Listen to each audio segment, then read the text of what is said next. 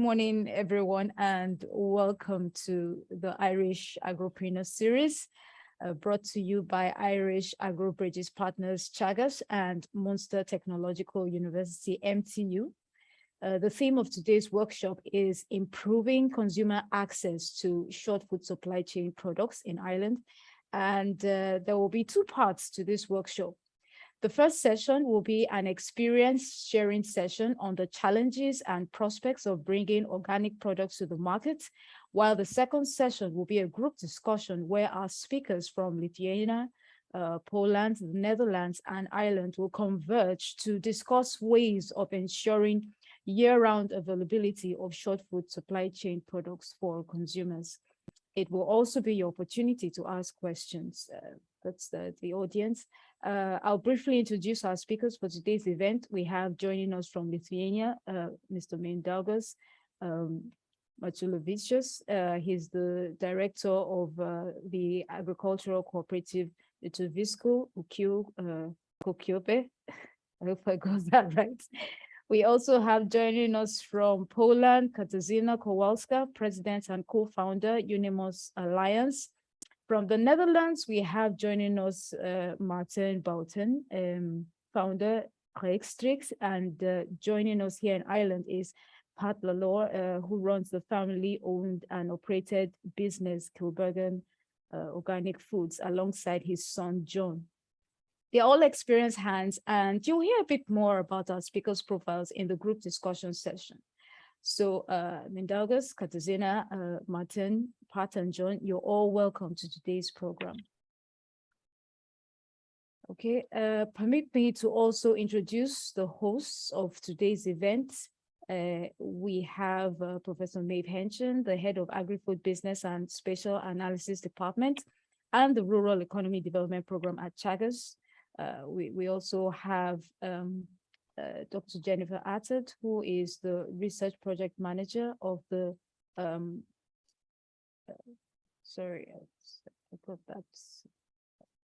project manager of the Circular Bioeconomy Research Group at MTU.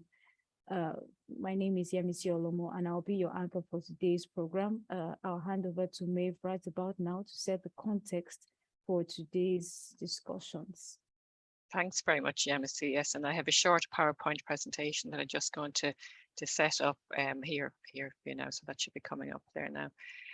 So I suppose just to briefly give you an overview of this project, as Yemisi said, is occurring within the context of an EU-funded project called agroBRIDGES, and okay, this happened earlier on too, and I'm not sure what that is.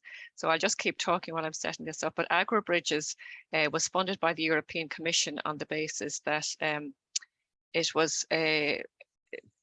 recognizes that conventional food supply chains, while providing many benefits to consumers, do suffer from resilience, as was identified during the COVID-19 crisis, and also that it can have some negative impacts potentially on the environment and on other actors within the kind of wider food system, so particularly smaller food producers and primary process and farmers, and equally in some instances consumers as well, because they may not have access to the types of foods that they want to get access to. So the European Commission is very interested in designing alternative types of food supply chains that may address some of the challenges that are faced by conventional food supply chains, and indeed consumers are increasingly interested in these alternative food supply chains and the benefits that they can offer.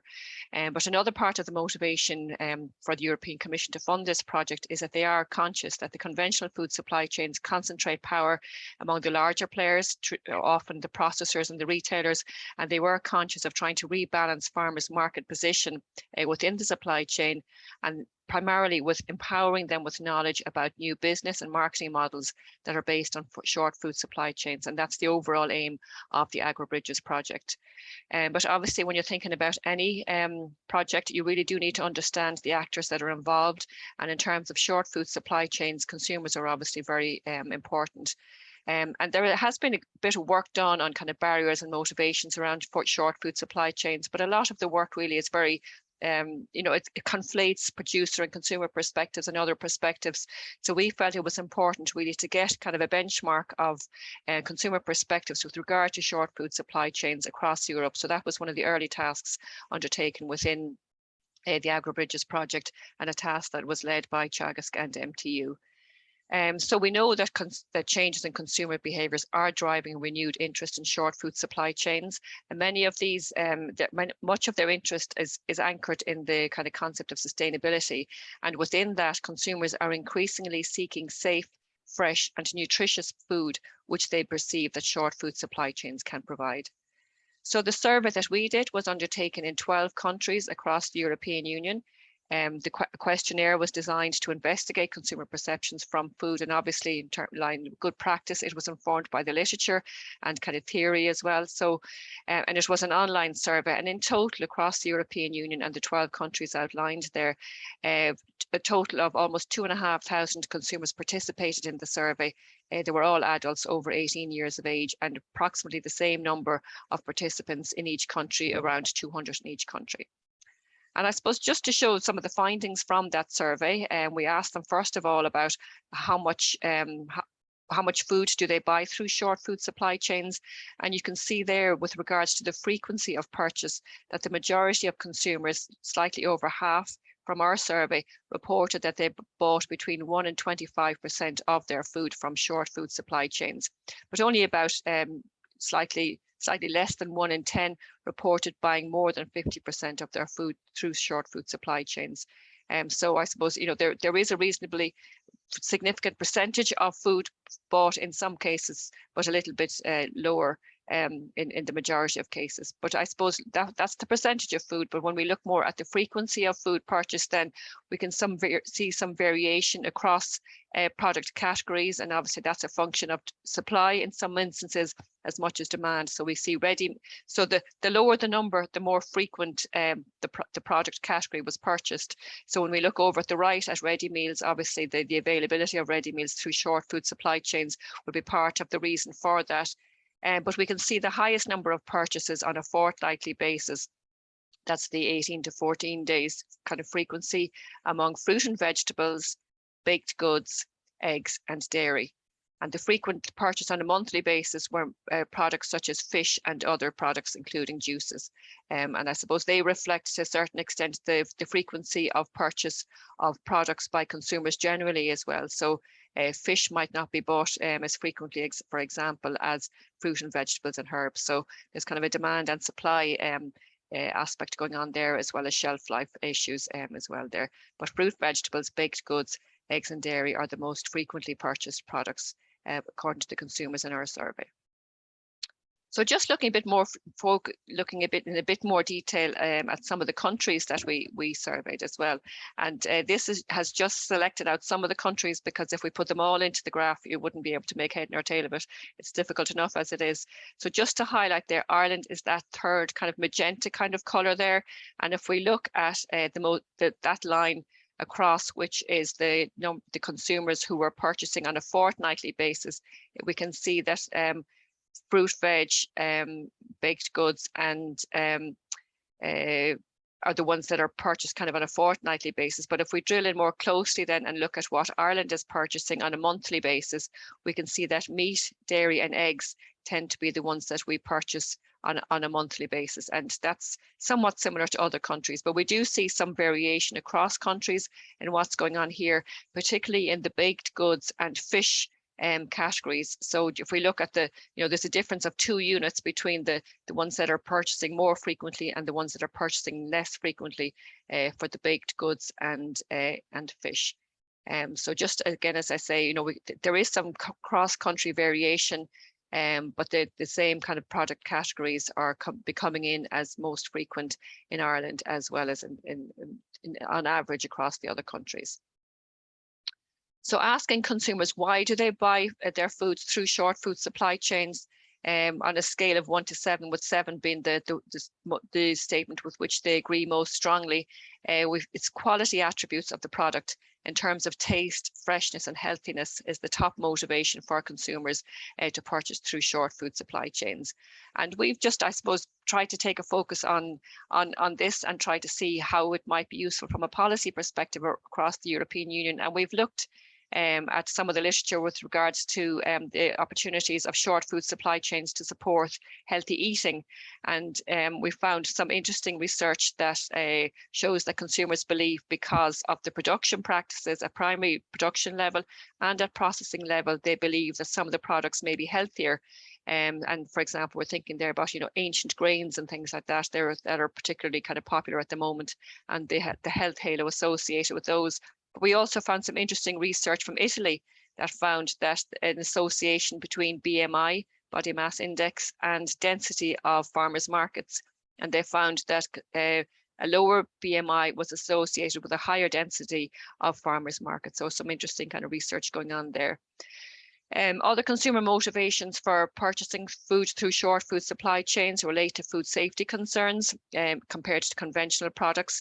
And also, I suppose, more altruistic motivations relating to support for local farmers and producers, supporting for the local economy, and also trust in short food supply chains. So obviously issues relating to traceability and provenance there very much. But I suppose also these findings highlight the broad perspective with which consumers look at short food supply chains, understanding social, economic and environmental aspects of sustainability, and having obviously altruistic motivations with regards to the products that they purchase as well. Looking at the flip side of this, what barriers do consumers encounter, and why do they not purchase through short food supply chains? And hence, I suppose, the rationale for this particular event is that the major barrier to the purchase of short food supply chains by consumers is access. It's a lack of local outlets, markets, stalls, shops or restaurants that sells through short food supply chains. Affordability probably isn't a surprise to you, that consumers perceive that such products are more expensive. Variability in product quality is also an issue. But if we look at some of the other ones that are following on down there, a lot of them are related to communications. So the inability that consumers have to differentiate between short food supply chain products from conventional, a view that short food supply chain producers do not effectively communicate, unreliability of delivery service, lack of awareness of benefits around short food supply chains. So a lot of issues there, potentially relating to communications as well, that could be addressed by producers either individually or collectively. So that's really, I suppose, a whistle-stop tour of the kind of key findings that we had from the agroBRIDGES survey, and I suppose clarifying the rationale for the event today. So thanks very much, Emma. I'll hand it back to you now. Thank you. All right, thank you, Maeve, for that very engaging introduction. We proceed now to an experience sharing session with organic farmers Pat and John, who will be discussing the challenges and prospects associated with bringing organic foods to the Irish market. Over to you now, Pat and John.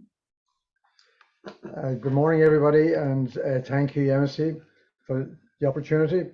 Very glad to be here. So I'll just give you a brief outline of our journey to here, very brief, and then John will take you through the current marketing situation and the challenges that we face. So we changed from conventional farming to organic in 1999, and in 2010 we decided to start selling our own oats under our own brand, Kilbeggan Organic. We didn't do any feasibility study. It just occurred to us that it sounded like a good idea, so we took a chance. We didn't have any borrowings. That was our policy. We did everything, got everything done on contract, and that worked out very well for us. We had no background in sales or marketing. We designed our own packaging with the help of a graphic designer. And our marketing really was through word of mouth. We got a lot of media coverage because it was it really was a novelty product at the time, and there weren't very many farmers selling their own product directly to consumers. So we went to shows like Bloom and so on, and we got some support from our local enterprise office as well in the form of mentoring. So it became evident from going to some of these shows that we had a product that people wanted. So we decided to rent a warehouse in our local town for packaging and distribution, and we took on one employee, and we did a deal with a distributor also to get the product around the country, and we began exporting at that point as well. So this is all new to us, a completely new journey, and it was really interesting and enjoyable. Plenty of challenges, but the challenges are different now because it's about dealing with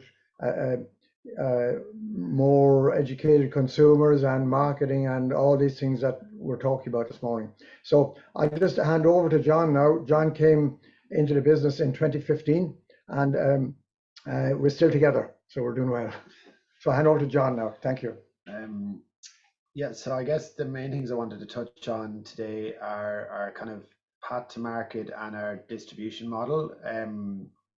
You know, Ireland's obviously, every country we operate in is a little bit different. Ireland has changed a lot in the last, say, since 99 or since 2010 when we launched our first products. It's a far easier place now for small producers to get into shops and into stores, and you have a lot more options around your route to market and your distribution. But it's still probably the most difficult part after getting yourself set up with a good product. Is the most challenging part of most businesses, and especially the distribution piece. Really, some companies, you can deal with it for a little while, and over time it grinds businesses down. And if you haven't calculated it into your product from the beginning, it's very hard to then kind of change direction and try and build back in that cost into your product, because obviously shops don't like you coming to them saying, oh, well, I forgot about this part of my distribution chain, so I need to add 15% to my price or whatever. So it's very hard, I think, for new businesses setting out to decide where they want their product to end up, because most people, you know, you fall into food production, you have a good idea, and unless you come from a background in food or marketing, having worked, you know, with one of the larger international companies or with one of the big supermarkets, you have a very poor understanding of how the market works and where you need to end up in order to make a living out of it. So I would say around, you know, locally here, and I like, you always see new food products when they arrive to market, but you don't notice them when they disappear off the market, and there's a huge attrition rate among small producers getting themselves started and up and working. So our route to market, we have kind of three different routes that we use. So we have a distributor who distributes nationally for us. We have an export market, a small one, mostly into the US. We deal a small bit with the the large chain supermarkets in here, but our bread and butter, the thing that keeps going day to day, is actually the small independent shops. So our local fruit and veg shops and our local butchers, well, local and nationally, those kind of shops are by volume where we do most of our business and the most important to us as a collective group, even though, say, one of the supermarkets might, as a single account, be bigger. In Ireland, there's lots of ways. Once you have your product, you can approach your local shops quite easily. They're usually very flexible. They're willing to take on your product. You know, if they know you, even if they don't know you, they're willing to give it a try. With the supermarkets, there used not be a route into them, but there is now. Through their say Musgraves have a food academy program, and then the discounters like Lidl and Aldi have run their own programs to bring small producers through in conjunction with the local enterprise offices or with Board BIA and build up a brand for them, help them with the design and put the product.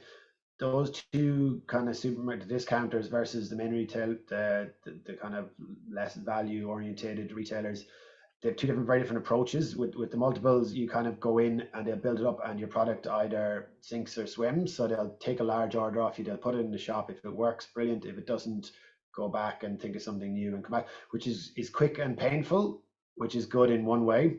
Then the food academy type things is a much slower, where you might go into 7 or 8 local stores, supermarket stores, and they will build you from then. They will never kick you out of it. So it's quite different from what the discounters. It's not as tough in that direction.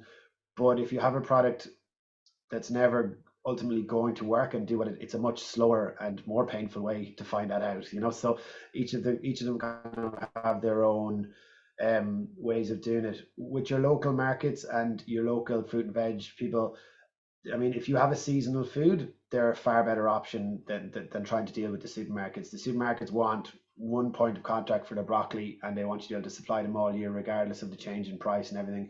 Whereas at least your local markets and your local shops, they'll be willing to take on food seasonally if you are producing it. And that's all about relationships with those people and communication. And they're much easier to deal with. And if you have a good product, they want you as much as you want them, because they need something that differentiates them from the supermarkets. They love if you can offer them something that will drive footfall into their store. I mean, that's the real hook. If you have a product that consumers will go to their shop for instead of going to the supermarkets, that's exactly what you need for your local producers, your butchers, your fruit and veg people who are really, you know, doing it fairly tough because it's such a competitive environment, like especially selling fruit and veg and things like that.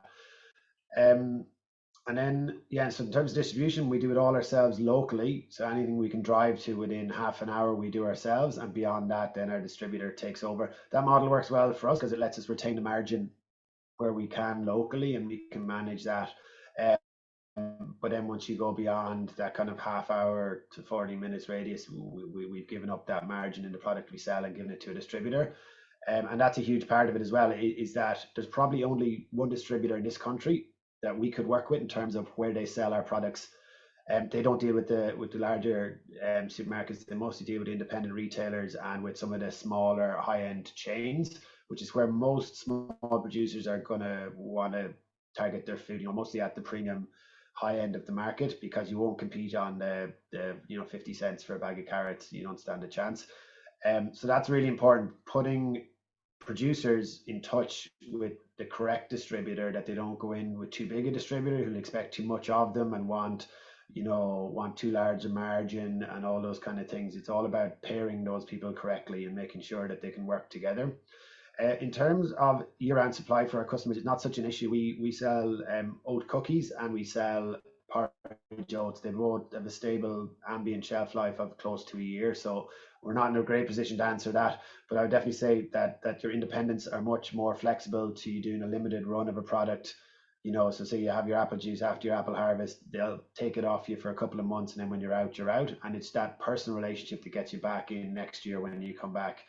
Whereas the supermarkets maybe not so interested in doing that.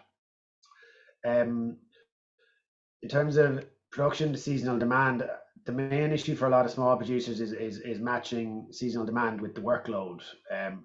So there's certain times of year, not everyone's going to be a farmer who's a small producer, but a lot of them will be, because you have that small competitive advantage in growing the ingredients and the products yourself. You need some competitive advantage for a small business to survive, whether it's you're brilliant at marketing, you're brilliant at distribution, you're brilliant, you're an accountant. You need to have something that gives you that advantage. And a lot of the time it's growing the ingredients yourselves or growing the food yourselves.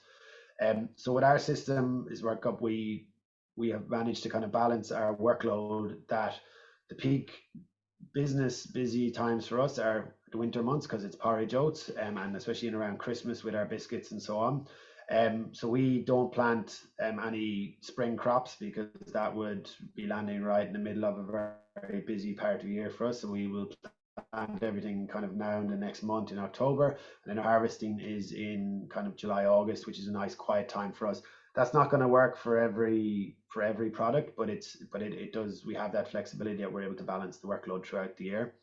And then supply and demand, we're in a very lucky position that we only sell what we grow on the farm. So if our product runs out, it runs out, and then it's only really the strength of your product that will get you back into the shop and get your space back on the shelf. So if you're selling an undifferentiated product, that's very hard. If your carrot is the same as the next person's carrot, it's going to be very difficult for you to go in. So you need to have your USPs ready, and the shops need to be aware of them. You need to show that you offer this and you bring customers in. So that's where your brand is really important, even on that very small level. And locally, your brand will never be stronger than it is locally because people know you locally. Whereas when you go outside of your, kind of that 20 minutes, half an hour of where you're set up, it's much harder to get your name out there. So brand is everything, that the consumer knows what they're eating. That if you're putting a product, even in a short chain, if you're putting a bunch of carrots in, put a paper tag on it with your brand on it, because if the customer doesn't know that they're eating your product or brand, they're never going to look for it, and you lose an awful lot of your power. So I don't know if I kind of talked to what we're supposed to talk to there, but I'm sure you can tell me afterwards whether I did. But that's our kind of experience of, getting in. We built slowly, started with a few local shops, and then once you've got your cash flow working and you've proved your product in the market, you can go from there. I definitely advise small producers against, and you see it all the time, against taking a big loan and jumping in, feet first. It's definitely, if you're a farmer or you have another source of income, do it on a part-time basis unless you're extremely confident of your product. That's kind of it. Right. That was Pat and John Lalor from Kilbeggan Organic Foods. Yes, thank you for sharing your experience. Thank you for the session, very insightful. Well, to the audience, if you have any questions relating to what you just heard from Pat and John, please send them on, and they will be treated during the next session. So we move over now to the second session, which is the group discussion, and I'll hand over now to Jennifer to. Okay, please, can everyone see me? Yeah, we can see you. Okay, all right. So we'll move over to the second session, which is the group discussion, and I'll hand over now to Jennifer to coordinate the session. Thank you. Thanks, Yamsi. Thanks so much. Hi, everyone. So this is the discussion part. We have a lot of speakers here who are going to kind of explain their businesses and so on, and we'll have time for questions afterwards as well. So I think from what we saw from Maeve's presentation initially as well, we saw that in Ireland, at least, consumers buy meat, dairy and eggs on a monthly basis, which is not very frequent. So obviously there's barriers there. And I guess the main barrier that we identified through the surveys was access. So it's potentially a question of supply as well. Throughout the agroBRIDGES project, we've identified a number of good practices, so good examples essentially of what good businesses could be like. So we have one today. So the first good practice that we'll be exploring is a mobile farmers market from Lithuania. So we have Mindaugas here. So Mindaugas, welcome and thanks for joining us. So Mindaugas is director of the agricultural cooperative called Lietuviško, ūkio, kokybė. Hopefully I said that close enough. But yeah, if you could, I suppose you have some slides that you want to share, if you want to give us an overview of your cooperative and the way it operates, and maybe just to explain the concept of a mobile farmers market. Okay, thank you so much. I hope you can see the slides, so I'll start from the beginning. Okay. Can you see it somehow? Is it on your screens? We'll just give it a second, I think. Okay, I hope it's not full screen yet, but we can see your screen. Okay, you can see the slide anyway. We can see the slide, it's just not in full screen yet. Oh, okay. Should I press something here? No, I think it should be okay. That's me. Okay, so once you see the slide anyway, so you can see most of it. So the idea is we started this cooperative back in 2008. Actually, the company was founded in 2009, but it was bottom-up approach. And the idea was that at that time, back in 2008, there was a big lack of agricultural produce, fresh and natural and like traditional in our cities. So basically the farmers were only producing raw materials, and there was no one who was selling, or very little one who was selling directly to consumers. So we kind of came up with the idea that we should create some sort of a network of the farmers who can come up and sell in one place, in one region once a week. And this was our goal. It's not a traditional market where you go every day and it's working every day, every single day.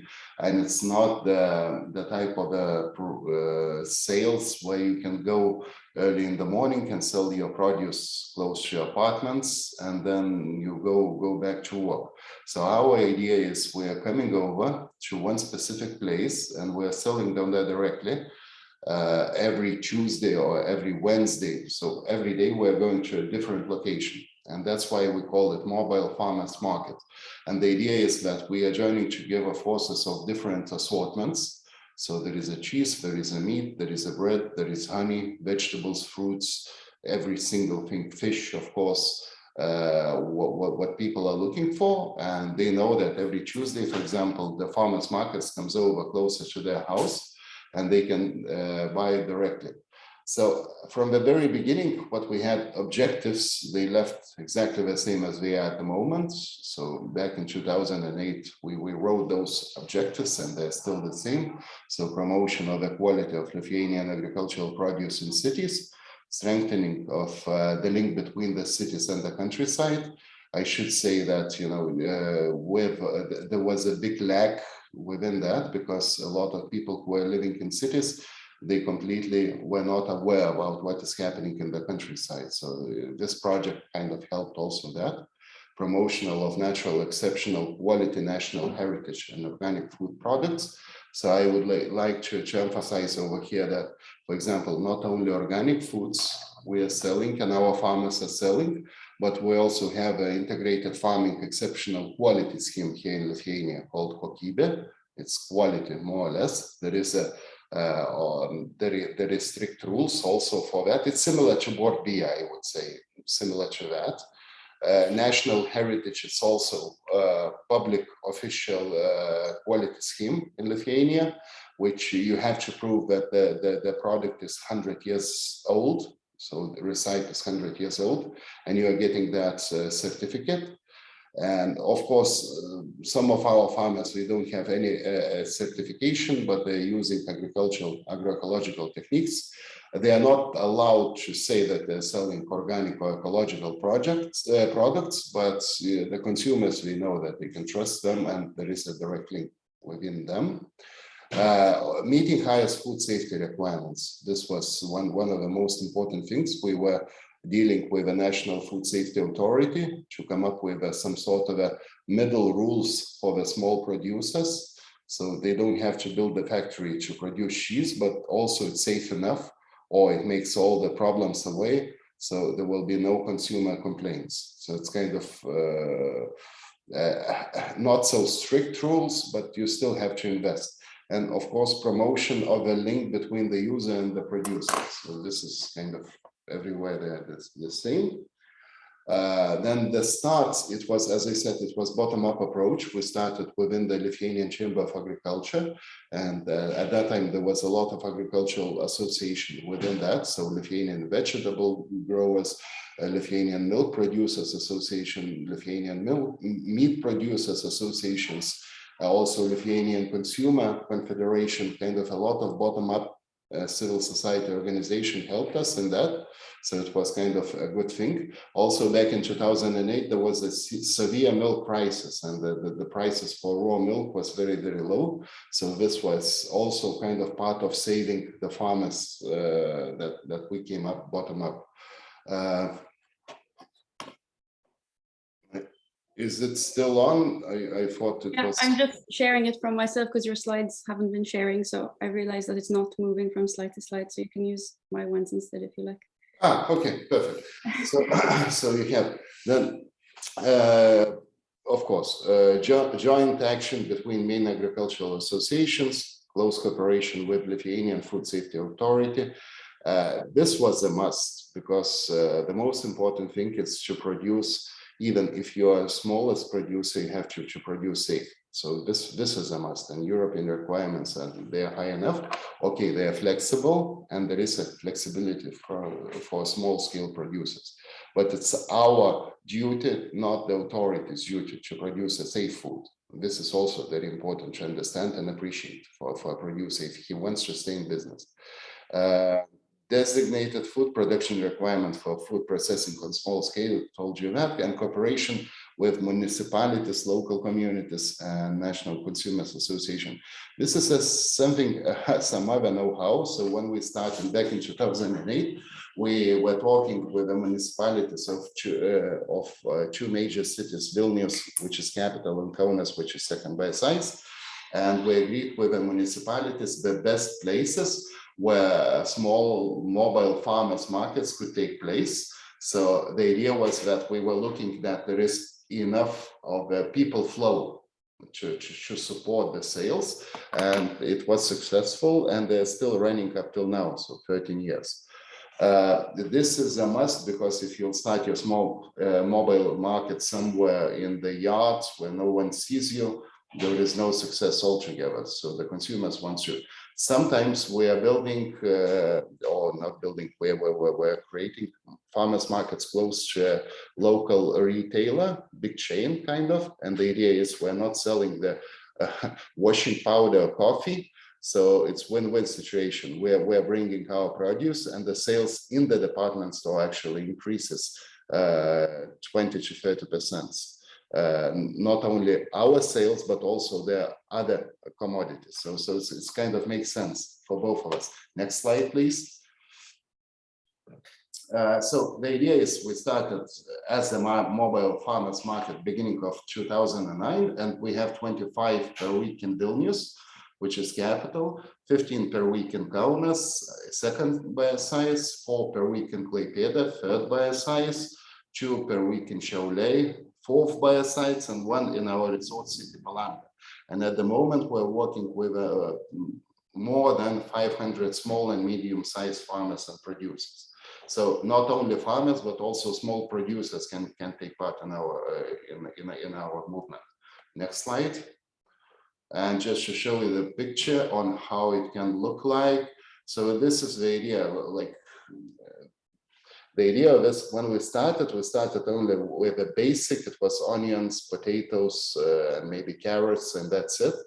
But when we started and we were successful, so the assortment came up, and now the variety that you can get in the mobile farmers markets, it's exceptional. You cannot get anything like that in the department store. So this is how we can, and for example, varieties of the tomatoes, they're different, the more sweeter, or the carrots, and our Irish colleagues were saying that, yes, if you want to market your carrot, you have to put your brand on, but also the secret is variety of the carrot, because you can grow so much in 1 hectare, which will be very, how to say, conventional, and you can get that exceptional taste, quality, variety, which will be very popular with the consumers, and they will be more expensive. So we are going into those which are more sweeter, better taste, and everything. We're spending a lot of time for that.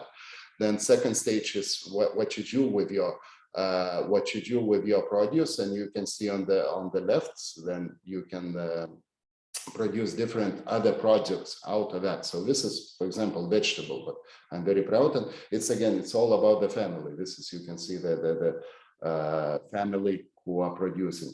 Next slide. And this is typical view of the farmers markets, how it looked like. So it's a car park, and we are standing down there. There is electricity supply, and people are parking with mobile shops, or they're parking with minibuses, and they're selling directly from the table. And there is always people who are coming and buying. And for me, the most important aspect over here is you can see the top left side is generation renewal. So you can see the grandpa, the daughter, and of course the youngest fella who is going to be a farmer. So I can see that we are doing something right, because 13 years they're still working, and all the families involved in that. So there will be something that ongoing. Also, I should say that this was a brilliant idea, because of all the consumers. Most of the consumers, they're the ones who are coming every week, and after a year or two, there is a kind of they're becoming friends with the farmers, And usually they actually, when they are passing by the farm, they're stopping by and of course looking how it is produced and everything. And after so many years, there is a personal connection down there. And even the birthdays and everything, they're kind of giving each other presents and everything. So this is very important personal aspect compared to if you are talking about the department store. The shelf has no voice and the shelf is not talking. Over here, the people are talking and there is a personality aspect to that. Next slide, please. So second part of our business, and this is very similar to our Irish colleagues. We have a biggest retail chain in Lithuania called Maxima. It's same as Tesco's. In Maxima, they're number one. In Lithuania, they're number one. And we have a contract with them since 2011. And within the biggest department stores, we have a dedicated department called Greetings from the Countryside. And we're supplying with the produce that we're selling in the farmers market. So the idea is our cooperative is getting an order and on the way to farmers markets, farmers leaving their produce in the department stores. Now, of course, we're using logistical companies and we're supplying more of them. So there is not only on the way, but sometimes we're shipping directly from where we are producing. But at the moment, we have 18 all over Lithuania. So within the biggest department stores, we have those dedicated departments and more or less 50 small and medium-sized farmers and producers supplying directly. As I said, subcontracted logistics, so there is no headache for a farmer. Next slide, just to show you the picture. This is more or less how it looks like. As you can see, the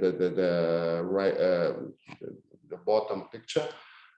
This is within the big department store. You have a dedicated where you have all sorts of assortment: meat, oil, honey, bread, cheese, milk, salamis, everything, all the wheats and anything, you name it, you have it. So we are branding it with our logo and we are supplying them. So the idea is already for 11 years, we're working with them with this Maxima chain, and we're saying we're still as in honeymoon. So next slide, just to show you how appreciation it is. Back in 2019, we managed to bring onto their shelves 99 new products, and we were the biggest that year's supplier, not supplier in quantities, but in quantities of the product itself, but of the new entries on the shelves, and we won the nomination. So you can appreciate how proud we were when all the big fishes were looking into us, small fish, kind of taking that nomination out from them. So it just should show you that, you know, even the smallest one, if cooperated, can be big enough. Next slide, please. And our last the idea that we had, we started this small boutique business, and boutique would be a mini cooperative store that we're opening up. And you can see the idea is we have 3 at the moment of them. It's still ongoing and still growing, but the idea is you have to have at least 10 farmers who are supplying that shop. And then they're more or less sharing. The idea is they're sharing that salesperson and they're selling more or less directly. And this is also kind of part of our business, which we are growing. It's still not so profitable as the other ones, but we are on the way. But I know in Ireland, there is a lot of different examples that farmers have their own butcher shops or vegetable stores or other kind of retail applications. So I can say you are better than we are. We are still growing this type of it because we have a huge amount of department stores. We have huge amount of retailers. There is a big competition down there, and it's very, very hard to get into this from new. Even we are kind of renting the premises close to a department store. It still doesn't mean that there will be a good sales out of that. So it's something that we maybe in 10 years it's going to be big, but now it's only infant. But we are working, we're trying. And next slides, you can see some pictures how it looks like. Yeah, we need to wrap up soon now. Yes, and I have just Just next slide, you can see the pictures. Yeah, it's very simple, same as you can see. And next. And my final slide is something that is very important. You need to invest in also into education of your consumers and to your young people. So we came up with this idea of Super Carrot. Super Carrot is our character. And we have a dolls, we have a comics, and we have this animated character who can even go with a rolling board. And this is how we're trying to educate in the schools and in the public events and everything, kind of branding ourselves as something, kind of getting the attention from the children. And if we were doing that from the very beginning, we now would have the new generation of the buyers, or the consumers. So we realized only 2 years ago, so we have started that now. And we're hoping that in 10 years, we're going to grow up our consumer base based on that. So next slide. We're also putting the cartoons in the newspapers, kind of showing how good it is juice instead of Coke or something like that. And that's it. Thank you very much for your attention. If you have any question, always. Cheers. Thank you so much, Mindaugas. That was really interesting, I think, for everyone to see something that, you know, is different maybe to what we have over here. But yeah, thank you for that that overview. I think there's some questions already in the chat for you, but we'll maybe take those afterwards and move on to the next speaker. So we have Katarzyna, who's next. So Katarzyna Kowalska is the president and co-founder of UNIMOS Alliance in Poland. So they are partners on the agroBRIDGES project as well.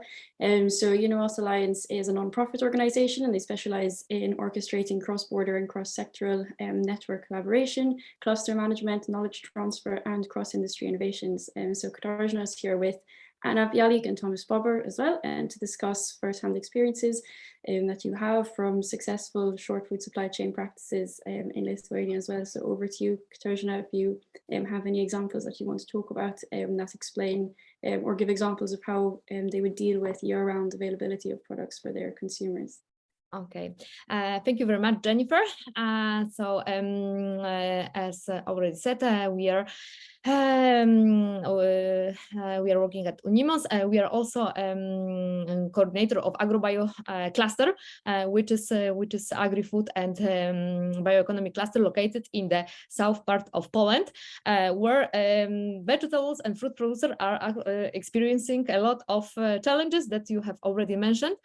So in agroBRIDGES project, we are responsible for 3 countries as beacon leaders for Poland, Lithuania, and Latvia, and we have been identifying both good practices and challenges within the activities that we have in this project. So we have in Poland, we have identified as a very good practice an online marketplace that is also based on crowdfunding and crowdsourcing, which is now going to a blockchain, to using blockchain and decentralization of food activities. So this is like a very, very advanced interconnection between very local food and very deep tech and also advanced information communication technologies. So we are also thinking and trying how to implement this knowledge into agroBRIDGES project. Then the other experience, we also have a small, which is more online markets that is based in other region, which is Podkarpackie, and there is a cluster that has created a common brand, which is called Podkarpackie Smaki. So basically they are buying different products from the cluster members and creating a totally new product, which is, for instance, marmalade, jam, and other things. And apart from this, they are also selling, they have rented a place where when the farmers are transporting their products, and they are they are acting as a single intermediary to facilitate facilitate consumers the access to local foods, as Polish producers are also experiencing very high transportation costs, logistic issues, and also they have problems and barriers in terms of marketing with digital media, with creating all this branding strategies and its implementation, as they are also focusing very much on the products. So this was our Polish experiences. Then in Lithuania, we're very glad to have today Mindaugas, because this is very inspiring experience. So you already know about this. And also in Latvia, we have identified different good practices. So they are also very connected with online sellings and trying to get directly to the consumer. So so we are very, very proud of being part of agroBRIDGES projects. We are proud to collaborate with you, and also just to think about how to put into the ground and give this valuable knowledge to our farmers. So thank you very much, and I'm also open for any questions or comments. Thank you so much, Katarzyna, for that overview. It's great to see what you're doing, especially across the border. That can be really tricky as well, I'm sure, but it must take a lot of knowledge to do all of that. So yeah, thank you for your insights and experience from Poland and Latvia as well. And the next person we're moving on to now is in the Netherlands. So we're going to speak to Maarten Bouten, and the founder of Rechtstreex. So he's going to discuss the concept of an online marketplace. So yeah, Maarten, over to you to explain maybe a very brief overview of Rechtstreex and how you ensure year-round availability of your products. Yeah. My presentation's visible full screen now? Yeah, thanks, Maarten. Yeah, so I'm the founder of Rechtstreex. With Rechtstreex, we realize a local food system in the Netherlands, and specifically in the province of South Holland, so in the cities of Rotterdam and The Hague. We started this in 2013. And at this moment, we have about 2,000 consumer orders per week who order via our website and who then pick up their products in one of 70 pickup points that we have at this moment. Well, we started Rechtstreex because we experienced that this is what our food system looks like. And we found that a bit strange, that food that's so personal, something personal, that's actually the whole system behind this is very industrial. So we thought, well, if food is personal, then also we should see where it comes from, who makes it, and make that more transparent. So we thought, like, how can we change this worldwide, like invisible industrial food system to a local food system where we have direct contact with the farmer. And we organize the distribution of the products on the neighborhood scale together with our neighbors. So we supply food products in all the different categories. We have over the year about 1,000 products in our assortment, which we source from about 150 farmers and makers. Our customers can choose themselves which products they buy, and only as a service we have either a box or a subscription, but it's not mandatory. Well, we directly source from farmers in our region, within maximum 50 kilometers away, but mostly are within 20 kilometers radius.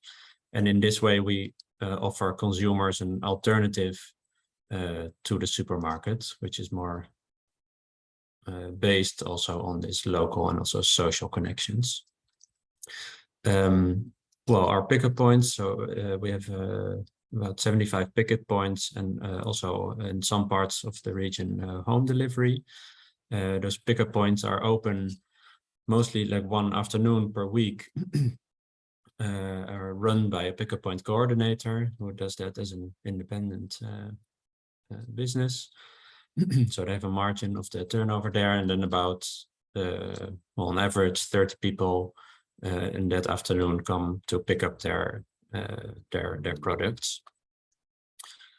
And in this way, well, you have it's available for most people quite close by within their neighborhood, but not as a shop full-time openings, but only like one moment per week. Then our farmers, we work with about 150 farmers and makers where we source our products from. I think what's different in our model, or different to who, but that they determine their prices. We have a fixed markup on that, and that's like then the consumer web shop price. So we don't do price negotiations, or we don't really try to follow market prices. It's the farmers who set their prices, what they need to make to run a sustainable business, and in that way they well, we facilitate this relationship between those farmers and the consumers. So consumers in our website, from every product, it's always visible from which specific farmer it comes and how the product is produced. We offer both organic, biodynamic, and also regular products in our web shops. And people or consumers can choose what their preferences are and which type of products they want, and from which farmers they want to buy their products. We have, well, this is kind of our weekly system, so consumers can order twice a week, with a deadline on Monday morning and Wednesday morning. The day after that, we go and pick up the products from the farmers, or they bring it to us. And then, so 2 days after the order deadline, we deliver it to the pickup points or home delivery. And that's how, so for which we have 2 options per week. We logistically, we do everything ourselves. So we run our transportation ourselves and our distribution center. And we do that because, well, there's still a lot of development going on also after almost 10 years. In my perspective, we're only catering a very, very, very, very small niche of consumers. I think our challenge is to keep developing our service in a way that it's more and more accessible for a bigger group of people, so that hopefully we can involve more people in the local food system, and with that also have more impact. So I hope that's an overview of how we do it. That's fantastic, Maarten. Thank you so much. And it's great to see particularly such a simple system and something you've managed to replicate across different locations as well. So that's really interesting for everyone, I think, to hear about. There's some questions. I think most people have answered most of the questions in the chat. There's maybe one question for Mindaugas, if you can have a look there, from Jacinta around licenses and so on. But I think otherwise, because we've run out of time, I might leave it to Maeve to wrap up, and we can leave the questions in the chat. Thank you to all of the speakers for giving us overviews of your businesses and all the examples that you've given us. Yeah, it's nice to meet you all. Thanks, everyone. Thanks very much, Jennifer. And look, I suppose it's always good to leave people looking for more rather than having people twiddling their thumbs. But I think it would have been great to have a little bit more time to go through some of the questions. And I'm sure there are lots of further questions that people have as well. But just unfortunately, this isn't the format whereby we can facilitate that. But I suppose, first of all, just want to thank our speakers, and I think Yemis, you'll probably do that later on as well. But it's great to see the mix of international speakers we have here. And I think that's obviously one of the objectives of projects such as agroBRIDGES, that we do share experiences across the European Union. And I suppose I would encourage all of you to become involved more in agroBRIDGES beyond the activities that are happening in your own country. You know, do kind of link in to all of the activities activities that are happening across agroBRIDGES, because I think there's a huge opportunity for cross-fertilization. And Yemisi will talk to you about a questionnaire in a minute as well to evaluate this event. But I think, we would like, if people have particular areas of interest, we will try to organize other events that will be around those themes, whereby we'll be sharing good practices and experiences from other countries around those as well. So look, I'll leave it to Yemisi to do the final thank you and to close, but just on my own behalf, thank you very much, and please do participate more broadly in agroBRIDGES. I think we will learn from you hopefully as well, but hopefully you'll learn from other experiences as well. Thank you. Over to you, Yemisi. Thanks. Okay, thank you, Jennifer and May, for a very engaging session. And with that, we come to the end of today's workshop in the Irish Agropreneur Series. We'd like to thank you for your time, and we hope you found today's event useful. So there's a short survey we'd like you to fill, and you'll find the link to the form in the chat. Please tell us what you think about today's event and what you would like us to include, like Neve said, for future programs in the Irish Agropreneur Series. Thank you to all our speakers, Mindaugas, Katarzyna, Maarten, Pat, and John, and to all our participants in today's event, wherever you're connecting from in the world, we say thank you. It's goodbye from all of us, the Irish agroBRIDGES team at TEAGASC and MTU, and we hope to see you again in December.